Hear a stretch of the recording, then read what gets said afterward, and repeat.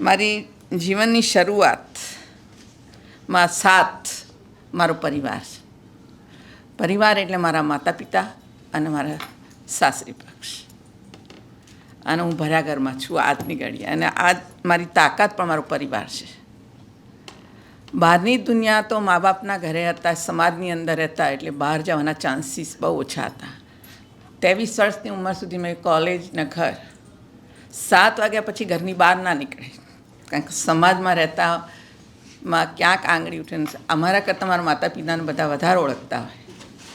એટલે અને મારી મધર એટલું બધું ભણેલી નહીં ને, એટલે એને એક ડર, કોઈ સમાજમાં એ કહેશે, કોઈ આમ કહેશે, કોઈ આમ કહેશે. એ પરિસ્થિતિ મારે એની સાથે બહુ આર્ગ્યુમેન્ટ થતી. મારા મોટા બેન તો 18-19 વર્ષની ઉંમરે પરણી જતા રહ્યા. મને 22 વર્ષ પછી પરણાવી. મારે એની જોડે કાયમ પ્રોબ્લેમ થાય. વ્રત કરવાના આવે ત્યારે કે વ્રત કરવું પડશે. મેં કે શેના માટે? કે સારો છોકરો મળે. મેં કે જ્યારે મને મળવાનો છે ને ત્યારે મને મળશે, પણ એના માટે હું અત્યારે ભૂખી નહીં રહું. એટલે એને એક જ ડર કે આ સાસરી જશે, શું કરશે મારી છોકરી, પાછી ના આવે તો સારું. મેં કે હું પાછી તો તારી જોડે તો નહીં જાઉં. પણ એ મા બાપે આપણને જે સંસ્કાર આપ્યા, એ સંસ્કાર અહીંયા રોપાયા છે. ભલે અમે દરિયા પાર, પણ મારું બી અહીંયા રોપાયું છે આ ધરતી પર. આ અમારી જન્મભૂમિ, એ અમારી કર્મભૂમિ છે. એટલે બેલેન્સ બધી બાજુ રાખવું પડે છે. અને અહીંયા તો મારો પરિવાર છે જ ને, બધા મોસ્ટ ઓફ થોડા ઘણા છે, બધું ત્યાં છે. અને મારે એક તો અમને રુચિતાબેને કીધું કે શરૂઆતમાં જઈએ એટલે ઇંગ્લિશ તો આવડે નહીં. અને એમણે એક બહુ સરસ કીધું કે ત્યાં આગળ કોઈ આપણી મજાક ના ઉડાવે. અને મારી પહેલી જોબ ફાસ્ટ ફૂડ રેસ્ટોરન્ટ, એ એક જ એવી જોબ કે જ્યાં તમારા અનુકૂળતાએ તમે કામ કરી શકો. એક તો ડ્રાઇવિંગ નહીં, ડ્રાઇવિંગ માટે ગાડી માટે પૈસા બી જોઈએ. મારો મિનિમમ પગાર $3.60 સ્ટાર્ટિંગ 1985. પછી 86માં મેં જોબ ચાલુ કરી. હું ગઈ 83માં, પણ મારી જોબ ચાલુ થઈ 85 પછી. મારી દીકરીનો જન્મ પછી 6 મહિનાની હતી મારા સાસુ ઇન્ડિયા લઈને એને 3.5 વર્ષ અહીંયા મોટી કરી. અને મેં રાત દિવસ અમે 2 માણસે કામ કર્યું. મારા હસબન્ડનો એક જ નિયમ હતો કે તારે કામ કરવું હોય તો તું કર, પણ મારો છોકરો અને ઘર જવાબદારી તારી. હું 2 કામ કરીશ, પણ તારે એક કામ સાથે તું બહાર નીકળ શીખે.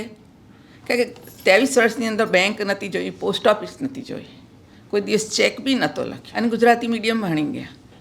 પણ મેં જ્યારે મારે ગાડી શીખવી હતી તો મેં 5 વાર એક્ઝામ આપીશ, પણ હું નહીં, મારા આ શીખવી જ છે. કારણ કે હું નહીં શીખું તો મારું છોકરાઓનું ભવિષ્ય શું, કે હું શું શીખવાડીશ. અને હું કેટલો ડિપેન્ડ રહીશ. ત્યાં કાર વગર તો કોઈને ચાલે નહીં. અને ધીરે ધીરે ગાડી શીખી. અને મારા હસબન્ડે મને બહુ સાથ આપ્યો છે. હવે રહી ત્યાં આગળ મારે 2 નણંદો હતા, એમની સાથે એક નણંદ સાથે હું રહી. તો એમના સ્ટોરમાં મેં કામ કર્યું. ધીરે ધીરે પછી મેં ફાસ્ટ ફૂડમાં કર્યું. ફાસ્ટ ફૂડ એટલે તો કે મારા દીકરાને સ્કૂલે મારા ડ્રોપ કરી અને એ બિટવીન મારે કામ કરવાનું હતું. કેમ કે બેબી સિટિંગ પોસાય નહીં. $3.5 નોકરીમાં આપણે બેબી સિટિંગ આપીએ કે આપણું રેન્ટ ભરીએ. પઈ અમે જોડી બજેટ કરતા કે આટલો ખર્ચો થાય, આટલો ખર્ચો. કારણ કે ત્યાં કોઈ હતું નહીં એવું કે જેની પાસે. અને આપણે ત્યાં કેવું છે કે આપણે જેને આપણને રાખ્યા, સાચવ્યા, એનો કોઈ દિવસ ભૂલવાય નહીં. એનું રિસ્પેક્ટ બહુ જ હોવું જોઈએ. કારણ કે આપણે એક જગ્યા આપી, પછી ત્યાંથી આપણે ચાલવાનો રસ્તો આપણે ખુદને બનાવવાનો છે. એ બિટવીન મારી ડોટર ઇન્ડિયાથી 3.5 વર્ષની આવી, તો મારો દીકરો મોટો થઈ ગયો, તો મને રાઈટ મારો હેન્ડ હતો. અમારા હસબન્ડ જોબ એને સ્કૂલ બી હતી, પાર્ટ ટાઈમ સ્કૂલ બી જતા હતા. મેં નક્કી કર્યું કે એમના જે પગાર આવે એમાંથી મારે ઘર ચલાવવાનું. 25 વર્ષ અમે કોઈ મોશક નથી જોયા, પણ મને કોઈ એનો અફસોસ નથી. મળ્યું તો શું, ના મળ્યું તો શું, કે જીવન તો છે, લડવાનું છે, જીતવાનું છે. તો મેં 5 વર્ષની અંદર મેં નવું ઘર લીધું. મારા જે પૈસા બચાવ્યા મેં ડાઉન 10,000, એ વખતે 10 કે 5 આપો તો બી તમને મળી જાય. 5 વર્ષની અંદર મેં નવું જ ઘર મેં બંધાયું. ભલે મારું ફર્નિચર ઓછું છે, ચાલ, બહાર જઈને લોન્ડ્રી કરી આવતી હતી. પછી મારા એ જ ઘરની અંદર હું 20 વર્ષ રહી. એમાં 7 વર્ષ મારો પરિવાર એક આવ્યું, સેટ થયું, બીજું ગયું, ત્રીજું ગયું. આજ અમે ત્યાં આગળ 25, 30, 35 માણસ છીએ.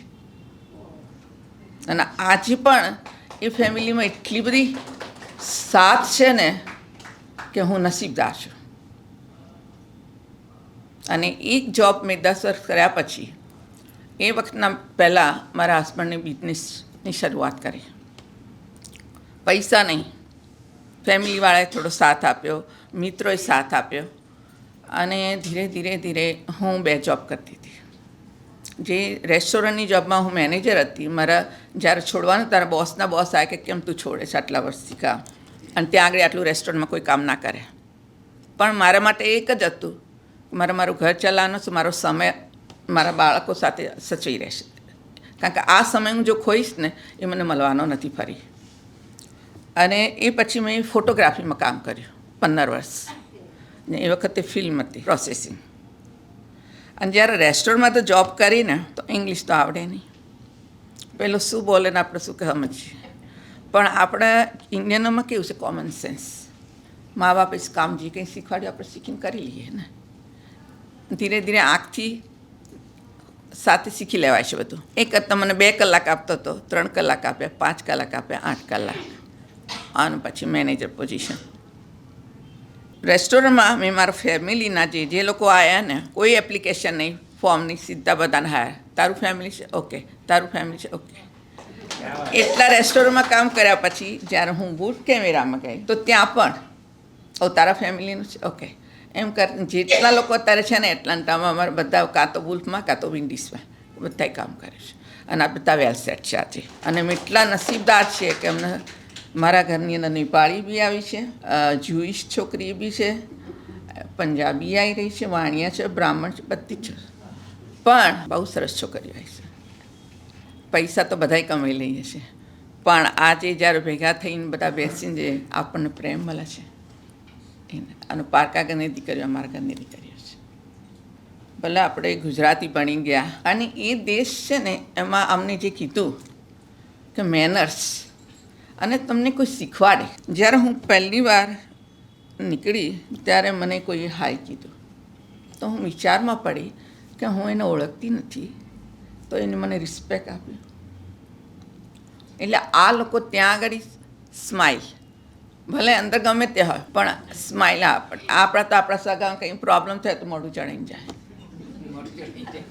પણ ખરેખર જેટલા તમે તમારા ફેમિલીથી જોડાઈ રહેશો, હોય જ ફેમિલીમાં કોઈનો સ્વભાવ છે, પણ તમને એટલી તો ખબર પડી કે આપણી લિમિટ ક્રોસ નહીં કરવાની, તો સંબંધ જળવાઈ રહેશે. જાળવવો તો આપણા હાથમાં જ છે. અમુક વાર આપણા મા બાપ થઈને જે ડિસિઝનો લેવાના આવે છે ને, હાર્ડ છે, પણ રસ્તો મળી જાય છે. અને એમાં આપણો પરિવાર. અને આજના સંજોગોમાં હું જોઉં છું કે જે સમાજમાં આ થઈ રહ્યું છે કે દીકરીઓ પ્રાયોરિટી મા બાપને આપે છે. હું એમ નથી કહેતી ના આપવી જોઈએ, પણ બેલેન્સ કરીને આપવી જોઈએ. કે જે છોકરો તમારું માન રાખે છોકરીના મા બાપનું, તો છોકરીની પણ એટલી જ ફરજ છે કે એના સાસરીવાળાનું માન રાખે. અને આપણી માં તો સાસરીમાંથી જો કમ્પ્લેન આવી હોય તો આપણને કેટલું ખખડાઈ દે. પણ આજના સમયનું સાસુ બી ભણેલી છે અને વહુ બી ભણેલી છે. ઘણા એમ કે અત્યારની વહુરો આગળ સાસુ ચૂપ નહીં, ચૂપ કોઈ નથી. એજ્યુકેશન 2 બાજુ છે. એને ખબર છે કઈ જગ્યાએ કેટલું બોલવું ને કેટલું ના બોલવું. આજ મારા ઘરમાં બી દીકરાની વહુ છે, તો મારે દીકરાની વહુ આગળ હું મારી છોકરીનું ઘા ઘા કરું તો એ યોગ્ય છે? સિવા મારી વહુ કરવાની છે. ગમે તે વિશે તો મારી વહુ જ કરશે. એટલે આપણે પ્રાયોરિટી વહુની પણ સાચવવાની અને દીકરીની સાચવવાની. અને મારે તો કંઈ ભૂલ થાય ને મારી દીકરી મને ઊંધી વળગે છે સામેથી, તારે એમને સાચવવાની, તારે કરવાનું. પણ મારી દીકરાની વહુ બહુ સારી છે. આટલી જન્મી ત્યારથી મારા ઘરે આવેલી છે, એટલે મારે એમાં કશું જોવાનું નહોતું. અને અમેરિકાની લાઈફ તો હજુ અમે 42 વર્ષ ત્યાં થઈ ગયા મારા. આ 10 વર્ષથી અમે અહીં આવતા જતા રહીશું. હવે રિટાયરમેન્ટ છે, 2 જણા છીએ, ત્યાં સુધી આવીશું. પછી તો અમારા દીકરાઓ સાથે જ રહેવાનું છે અમારે. અને તમારા લોકોનો ખૂબ ધન્યવાદ કે અમને આટલો ચાન્સ આપ્યો. પહેલાં તો મેં કે હું શું બોલીશ આ સ્ટેજ ઉપર, મને તો ટેવ નથી મારી આટલી છૂટી, પણ જે મને ચાન્સ મળ્યો એટલું એ બાદ ધન્યવાદ તમને બધાને.